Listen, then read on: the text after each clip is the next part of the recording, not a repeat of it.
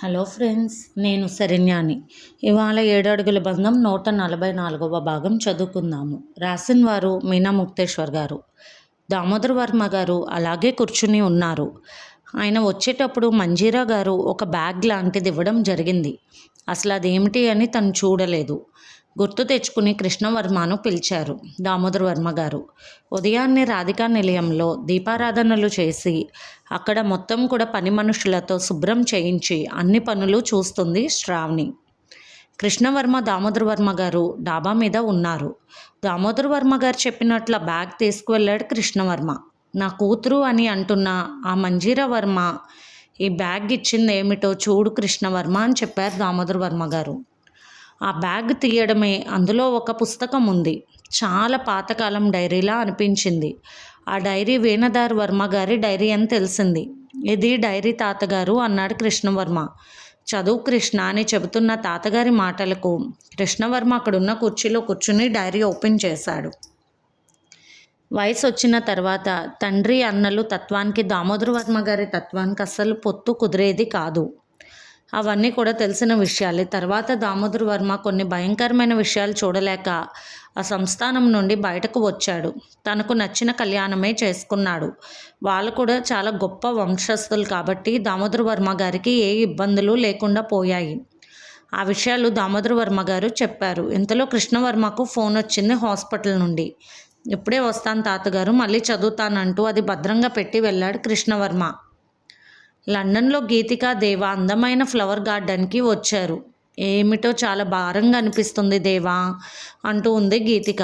నెలలు పెరిగే కొలది అలాగే ఉంటుంది, భయపడాల్సిన అవసరం లేదు. ప్రస్తుతానికి నీ ఆరోగ్య విషయంలో అన్నీ బాగున్నాయి గీతిక.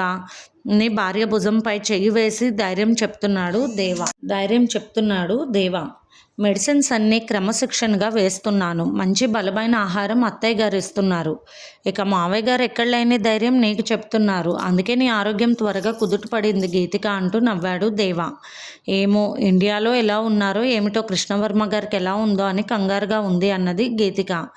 నీకెలా తెలుసు అన్నాడు దేవా. నిన్న రాత్రి మీరు బావగారితో మాట్లాడుతుంటే విన్నాను అన్నది గీతిక.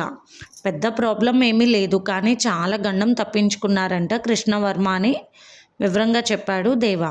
ఈ సమయంలో కొన్ని విషయాలు ఆందోళన కలిగిస్తాయి గీతిక, అందుకే నీకు తెలియజేయడానికి ఇష్టపడలేదు నేను అన్నాడు దేవా. మరి అమ్మకు నాన్నకు కూడా తెలియదుగా అన్నది గీతిక. అవును, వాళ్ళు రాక ఈ దేశం వచ్చారు. ఎప్పుడు గుమ్మం దాటి రానివారు ఆనందంగా కొన్నాళ్ళు ఉండాలి అన్నప్పుడు ఇటువంటి విషయాలు తెలిస్తే ఆందోళనగా ఉంటాయి. ప్రస్తుతానికి ప్రాబ్లం కూడా లేదు, అంతకుముందు ఉన్న భయం కూడా లేదు, కాబట్టి ఇంకా చెప్పాల్సిన అవసరం ఏముంది అన్నాడు దేవా. మరొక విషయం గీతిక అంటూ కృష్ణవర్మకున్న ఫ్యామిలీ రిలేటివ్స్ గురించి చెప్పాడు దేవా. అమ్మో అలాగా అన్నది గీతిక. అమ్మో అన్నావేమిటి అన్నాడు దేవా నవ్వుతూ. ఎన్ని రోజులు ఎవరు లేరు అనుకున్నాము, బంధువులు ఇప్పుడు రావడంతో ఏమైనా కొత్త ప్రాబ్లమ్స్ వస్తాయా? ఈలోపే కృష్ణవర్మకి ఇలా జరగడం, ఆ తర్వాత వాళ్ళు ఉన్నారు అని తెలియడం, రెండు పక్కపక్కనే జరిగేసరికి ఏదో ఒకలా అనిపించింది నాకు అన్నది గీతిక. వాళ్ళ క్యారెక్టర్స్ ఏమిటి? మరి విలన్స్ లాగా ఉన్నారు. శంకర్నాథ్ మౌలినాథ్ అదే మంజీరా వర్మ గారి భర్త కొడుకు అంటున్న గీతిక మాటలకు హీరో మన కృష్ణవర్మ ఉన్నాడుగా అంటూ నవ్వాడు దేవా. మరి మర్దలు అంటూ నవ్వింది గీతిక. కృష్ణవర్మకు సైడ్ హీరోయిన్ అనుకో అన్నాడు నవ్వుతూ దేవా. మీరు ఈ మధ్యన సినిమాలు బాగా చూస్తూ బాగా వంట పట్టించుకున్నారన్నది కోపంగా గీతిక. మరి మీరేమన్నా తక్కువ వాళ్ళ తల్లి? మీరేదైనా చేయగలరు. నువ్వు మీ చెల్లి ఇక మీ అక్కగారు ఉన్నారు అంటే లాయర్గా తను తెలివైన బుర్రతో ఏదైనా వాదించి సాధిస్తుంది. అటువంటి మీ ముగ్గురు అక్క చెల్లెల మధ్యకు ఎవరొస్తారు? అంత ధైర్యం ఎవరికి ఉంటుంది అంటూ పక్కపక్క నవ్వాడు దేవా. ఏమో, నాకు అన్ని కొత్త విషయాలు తెలిసినట్లు అనిపిస్తున్నాయి. చాలా చిత్రంగా ఉంది దేవా కదూ అనుకోకుండా అంటున్న గీతిక మాటలకు. అంతే కదూ, క్షణం ఎలా ఉంటుందో తెలియని జీవితంలో ఎవరు మాత్రం ఏమీ ఊహించగలరు జరగబోయే వాటిని అన్నాడు దేవా. చాలే అండి, అయితేనేమో సినిమా స్టోరీలు, లేకపోతేనేమో వేదాంతాలు అంటూ పదండి ఇంకా ఇంటికి వెళ్దామన్నది గీతిక నవ్వుతూ. దేవా కూడా నవ్వేశాడు. ఆనంద నిలయంలో ఆశ అల్లరి చేస్తూ ఉంది. మంజీరా వర్మ, అల్లరి అలా చేయకూడదు ఆశ, నువ్వు పెద్దదానివి అయిపోయావని చెప్పింది మంజీరా వర్మ. ఏమోనమ్మా, జీవితం ఆనందంగా సంతోషంగా ఉండాలి అనిపిస్తుంది. నాకు ఇలా కక్షలు కార్పణ్యాలు మా డాడీని బ్రదర్స్ని చూస్తుంటే ఏదో ఫ్యాక్షన్ సినిమాలు చూసినట్లుంటుంది. ఇంకా నిన్ను చూస్తుంటే ఏదో ముఖీ సినిమా చూసినట్లు ఉంటుంది నాకు. నేను హ్యాపీగా ఉండాలి అనుకుంటాను, నాకు సరదాగా ఉండాలి ప్రతి విషయం అనిపిస్తుంది, కానీ కుదరడం లేదు. మనం వెళ్ళి వద్దామమ్మ కృష్ణవర్మ బావ వాళ్ళ ఇంటికన్నది ఆశ. నువ్వు ఎలా అంటే అలా మాట్లాడకూడదు, పెళ్ళి అయిపోయింది కృష్ణవర్మకు, అలా నువ్వు మాట్లాడడం తప్పు కదూ. అక్కడ ఆయన భార్య ఉంటే బాధపడుతుంది, అలాంటి విషయాలన్నీ జరగడం అవసరమా? మనం ఎప్పుడు వెళ్ళాల్సిన అవసరం లేదు అన్నది మంజీరా వర్మ. మరి ఎప్పుడు వెళ్ళాలి మనం అన్నది ఆశ. నీ పెళ్ళయ్యాక అప్పుడు వెళ్దాం సరదాగా అన్నది మంజీరా వర్మ నవ్వుతూ. నేను పెళ్లి చేసుకోనమ్మా, ఒకవేళ బలవంతంగా నువ్వు పెళ్లి చేసుకోమంటే కృష్ణవర్మ భావం చేసుకుంటానన్నది ఆశ. కృష్ణవర్మ బావ ఎప్పుడు తెలిసాడు? తెలియకముందు ఏమిటి నాటకాలు ఆడుతున్నావా ఆశ? ఇబ్బంది పెట్టక ఎవరిని అంటున్నా? మంజీరా వర్మ మాటలకు ఆశ ముఖం ముడుచుకుంది. అయినా మీ నాన్నగారు దామోదర వర్మ గారు అని తెలిసిన తర్వాత వెంటనే తెలుసుకోవచ్చు కదా నువ్వు అన్నది ఆశ. లేదు, కృష్ణవర్మ పెళ్లి టైంలోనే తెలిసింది నాకు అన్నది మంజీరా వర్మ. అసలు నీకు నాన్నగారు ఎలా పరిచయం అయ్యారమ్మా? అటువంటి ఫ్యామిలీలోకి నువ్వు కోడలుగా ఎలా వెళ్ళావు? పెద్ద తాతగారు ఎలా పంపించారు నిన్ను అంటూ ప్రశ్నలు అడిగింది ఆశ. అదే చెప్తున్నాను ఆశ, పెళ్ళి అనేది జీవితంలో అద్భుతమైన విషయం. ఎవరినంటే వారిని తొందరపాటుతో పెళ్లి చేసుకుంటే ఆ తర్వాత నరకాలు చూడాల్సి ఉంటుంది. అలాంటి పొరపాటు నేను చేశాను కాబట్టి నువ్వు నీ జీవితంలో మంచి అడుగులు వెయ్యాలి. పెళ్ళైన వాడిని ఇష్టపడేదేమిటి అసలు నువ్వు అంటున్న మంజీరా వర్మ మాటలకు నువ్వు మాత్రం పెళ్ళైన వాడినేగా పెళ్లి చేసుకున్నావు అన్నది కోపంగా ఆశ. నిజమే, కానీ ఎంత పొరపాటు తర్వాత తెలిసింది నాకు అంటూ గతాన్ని కళ్ళ ముందు కదిలినట్టు చెప్పడం ప్రారంభించింది మంజీరా వర్మ. దామోదర్ వర్మ గారి భార్యకు నొప్పులు వస్తున్నప్పుడు వీణధర్ వర్మ గారు వేరొక మనుషులతో అదే హాస్పిటల్కి వెళ్ళారు. బిడ్డ చనిపోయిందని డాక్టర్ గారితో చెప్పమని దామోదర్ వర్మ గారికి చెప్పమన్నారు. వీణధర్ వర్మ గారు కావాల్సిన డబ్బు ఇచ్చారు డాక్టర్కి. దామోదర్ వర్మ గారికి పుట్టిన పాపను ఆనంద నిలయానికి తీసుకొచ్చేశారు. అక్కడ చనిపోయిన శిశువుని దామోదర్ వర్మ గారికి చూపించారు డాక్టర్లు. అందుకు కారణం లేకపోలేదు. వీణధర్ వర్మ గారు తన భార్యకు పిల్లలు లేకపోవడంతో వీణధర్ వర్మ గారి భార్య తన అక్క కూతుర్ని పెంచుకుంటూ ఉన్నారు. తనకు బిడ్డలు పుట్టని సమయంలో తమ్ముడికి పుట్టడం ఇష్టపడలేదు వీణధర్ వర్మ గారు. అందుకే దామోదర్ వర్మ గారికి పుట్టిన అమ్మాయిని వీణధర్ వర్మ గారు తెలియకుండా తన ఇంటికి తెచ్చుకున్నారు. అప్పటికి వాళ్ళు పెంచుకుంటున్న 4 ఏళ్ళ పాప భవానీ. ఆ తర్వాత దామోదర్ వర్మ గారి పాపను తన భార్యకు చూపిస్తూ ఈ పాప మన వంశస్త్రాలని చాలా ప్రేమగా పెంచుకున్నారు. ఆ బిడ్డ దామోదర్ వర్మ గారి బిడ్డ అని తన భార్యకు తప్పితే ఎవరికీ చెప్పలేదు వీణధర్ వర్మ గారు. కాలక్రమేణా భవానీ మంజీరా ఇద్దరూ పెరిగి పెద్ద అయ్యారు. భవానీకి శంకర్నాథ్కి పెళ్ళి అయ్యింది. కానీ భవానీకి తరచూ అనారోగ్యం ఉండేది. భార్యాభర్తల సంబంధానికి దూరంగా ఉండాల్సి వచ్చేది. అందువలన భవానీని ఎక్కువగా పుట్టింట్లో ఉంచేవాడు శంకర్నాథ్. అటువంటి పరిస్థితుల్లో వయసులో ఉండి అందంగా ఉన్న మంజీరా మీద ఇష్టం కలిగింది శంకర్నాథ్కి. ఆమెకు విలువైన వస్తువులు ఇవ్వడం, ఎంతో ప్రేమగా చూడడం, మంజీరా కోరితే ఏదైనా చేయడం శంకర్నాథ్ చేసేవాడు. అలా మంజీరా మనసు ఆ వయసులో తెలిసి తెలియని ప్రేమకు లోనై శంకర్నాథ్ని ప్రేమించింది. భవానీ ఆరోగ్యం బాగుండకపోవడంతో తను ఎంతో అవస్థపడుతున్నట్లు మంజీరాతో చెబుతూ కళ్ళనీళ్ళు పెట్టుకుంటూ ఆమెకు మరింత దగ్గర అయిపోయాడు శంకర్నాథ్. ఆ తర్వాత మంజీరా విషయం భవానీకి తెలిసి మందలించింది. వాడు మంచివాడు కాదు, మోసగాడని ఎంతో చెప్పినా కూడా వినలేదు మంజీరా వర్మ. తను కూడా శంకర్నాథ్ని పెళ్లి చేసుకుంటానండి మొండి పట్టుపట్టి నిరాహార దీక్షలు చేసి చివరకు చావడానికి ప్రయత్నించి ఆఖరికి శంకర్నాథ్కి 2వ భార్య అయ్యింది. తండ్రి తల్లిదండ్రులు ఎవ్వరి మాట వినలేదు మంజీరా సమయంలో. మొదట్లో ఇద్దరు దాంపత్యం బాగుండేది. మంజీరా వేరే ఇంట్లో ఉంచి భవానీతో కలవనిచ్చేవాడు కాదు శంకర్నాథ్. ఎప్పుడు కూడా తనతోనే ఎక్కడికి వెళ్ళినా వెంట తీసుకువెళ్ళేవాడు. వ్యాపారాలకు అన్ని విషయాలకు భవానీ మీద ఏదో ఒకటి సాకులు చెప్పేవాడు శంకర్నాథ్. వాళ్ళ ఇంట్లో ఉన్నప్పుడు మంజీరాకు కొంచెం భయం వేసేది.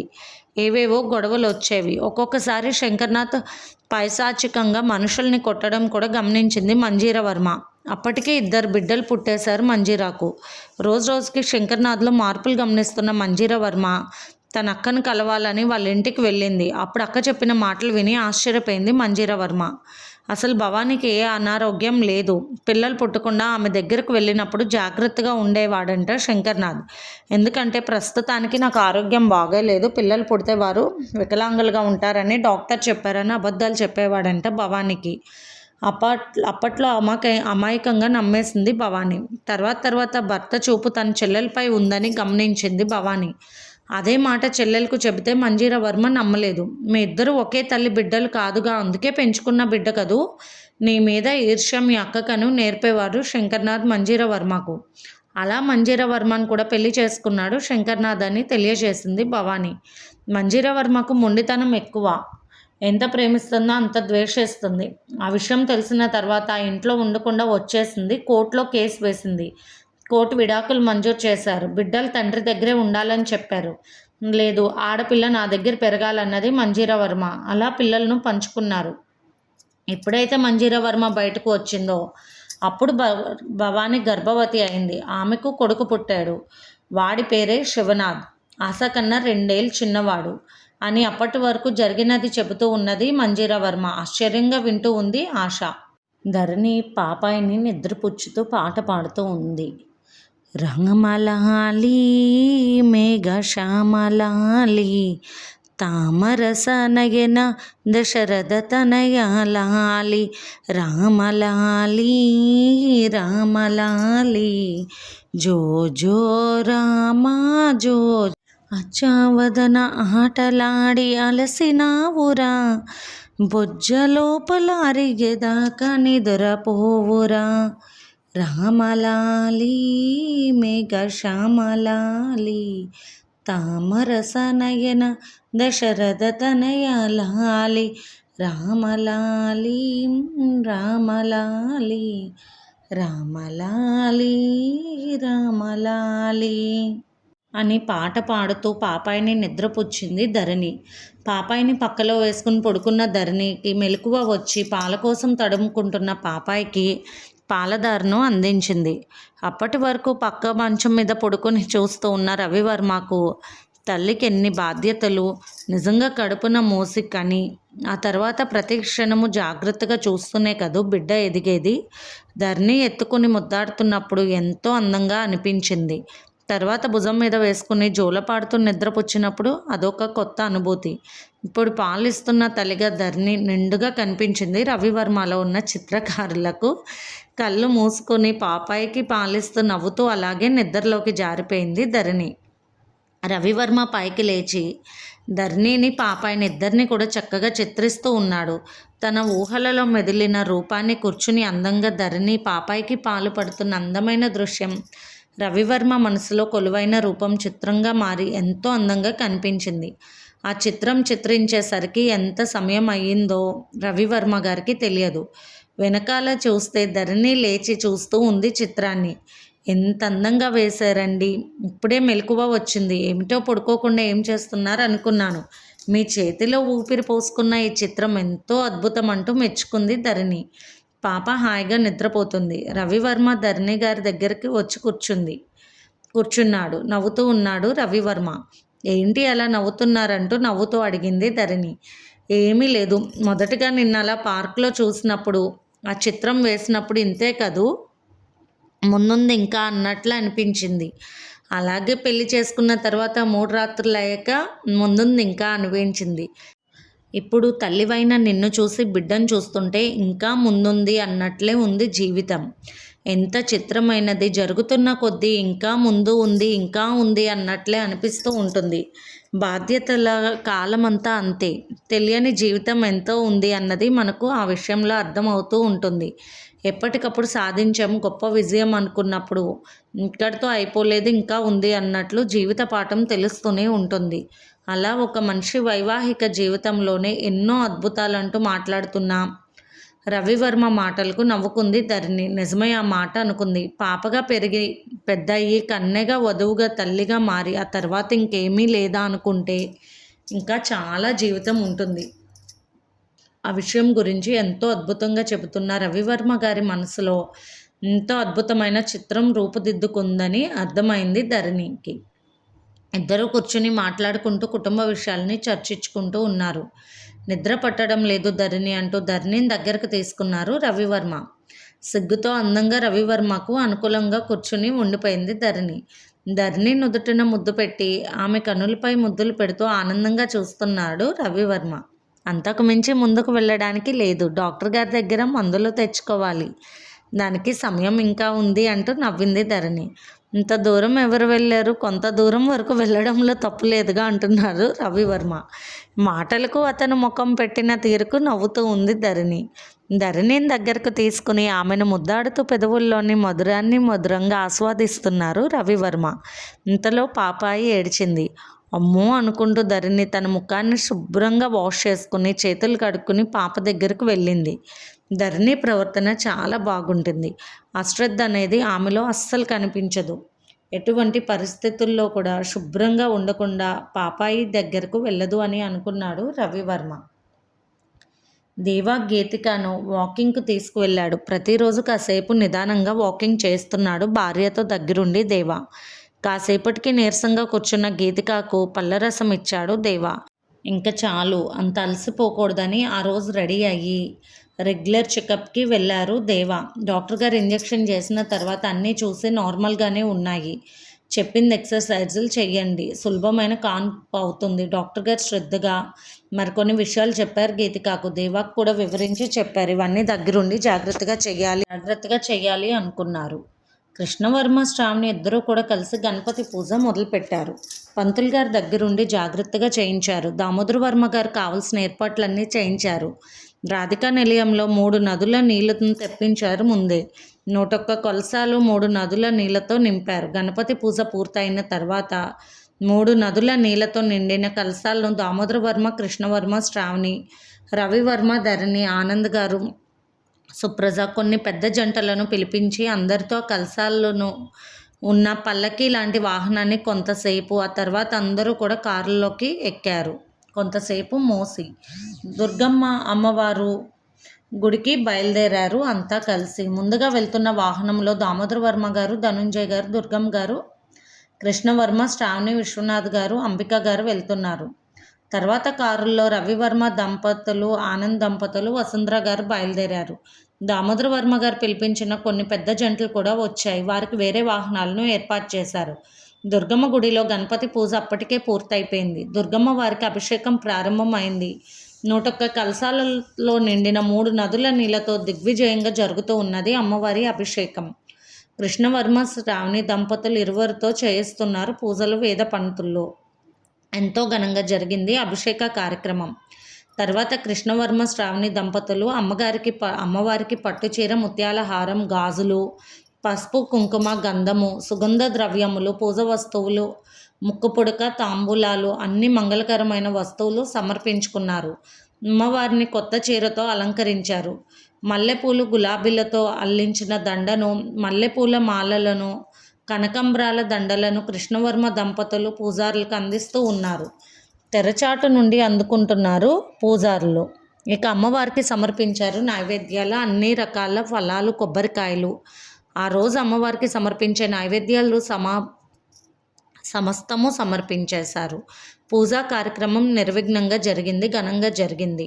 11 మంది వేద పంతులు కృష్ణవర్మ దంపతులను ఆశీర్వదించారు. 21 మంది బ్రాహ్మణ ముత్తైదువులకి కాలకు పసుపు రాసి కుంకుమ, గంధము సమర్పించి వారికి నమస్కరించుకుంది భక్తిపూర్వకంగా శ్రావణి. తర్వాత అందరికీ కూడా చీర, రవిక, తాంబూలాలు ఇచ్చి వారి పాదాలకు నమస్కరించి ఆశీర్వాదాలు పొందింది. అందరూ కూడా అక్షతలు వేసి నూరేళ్ళు సుమంగళిగా పిల్ల పాపలతో అష్టలక్ష్మి వైభోగ్యంతో వర్ధిల్లాలి తల్లి అంటూ దీవించారు. ఆ తర్వాత కృష్ణవర్మ దంపతులు ఇరువురు కూడా బ్రాహ్మణ దంపతులకు ఫలహారాలు అందజేశారు. గుడిలోకి వచ్చిన ప్రతి ఒక్కరికి కృష్ణవర్మ చేయించిన పలహారాలు అందాయి. కృష్ణవర్మ పరివారం అంతా కూడా ఒక చోట కూర్చున్నారు. అందరూ కూడా పలహారాలు తీసుకున్నారు. తమతో వచ్చిన ముత్తైదువుల కాళ్ళకు పసుపు రాసి కుంకుమ, గంధం ఇచ్చి వారికి చీర, రవిక, తాంబూలాలు ఇచ్చి వారికి నమస్కరించుకుని వారి దీవెనలు కూడా పొందింది శ్రావణి. అలా దుర్గమ్మ గుడిలో పూజా కార్యక్రమాలు పూర్తి చేసుకుని రాధికా నిలయానికి చేరుకున్నారు. అందరూ అక్కడ ఏర్పాట్లైన భోజనాలను స్వీకరించి తర్వాత ఎవరిళ్లకు వారు ఘనమైన తాంబూలాలు, ప్రసాదాలు తీసుకుని వెళ్ళిపోయారు. 41 రోజుల వ్రత దీక్షకు ముందుగా చేసే మొదటి రోజు పూజలు ఎంతో ఘనంగా జరిగిపోయాయి. ఆ రోజు తెల్లవారుజామునే కృష్ణయ్యను అందంగా అలంకరించి ముందే ప్రసాదాలు పెట్టి తను చేయాల్సిన పనులన్నీ చేసింది శ్రావణి. పూజలన్నీ పూర్తి చేసుకున్న తర్వాత మళ్ళీ కృష్ణయ్య మందిరంలోకి వెళ్ళి నమస్కరించుకుంది భక్తిగా శ్రావణి. ఇంటిని చూసి ఇల్లాలని చూడాలంటారు అన్నట్లు పెద్దలు చెప్పిన సద్దులన్నీ గుర్తు చేసుకుంటూ ఎప్పటికప్పుడు అందమైన అద్దాల తన భవనాన్ని ఎంతో అందంగా అమర్చుకుంటూ పరిశుభ్రంగా ఉంచుకుంటూ శ్రద్ధ తీసుకుంటుంది శ్రావణి. ఒకప్పుడు గారాల బిడ్డే కానీ రాధికా నిలయానికి కోడలు. కోడలంటే ఆ ఇంటికి రక్షకురాలు. కింద లెక్క అని బాధ్యతలు ఆమెకు ఉంటాయి. అలాగే అన్ని గౌరవాలు ఆమెకు దక్కుతాయి. అందుకు ఆమెకు ఉండవలసిన బాధ్యతయుతంగా ఉంటే చాలు అని దుర్గమ్మ గారు చెప్పిన మాటలను శ్రావణి నేడు తూచా తప్పకుండా ఆచరిస్తూ ఉన్నది. వస్త్రధారణలో కూడా ఎంతో సింపుల్గా తాము చేయబోయే వ్రత దీక్షకు ఆటంకం ఏమాత్రం లేకుండా మనసు స్వచ్ఛంగా చేసుకున్నారు కృష్ణవర్మ శ్రావణి దంపతులు.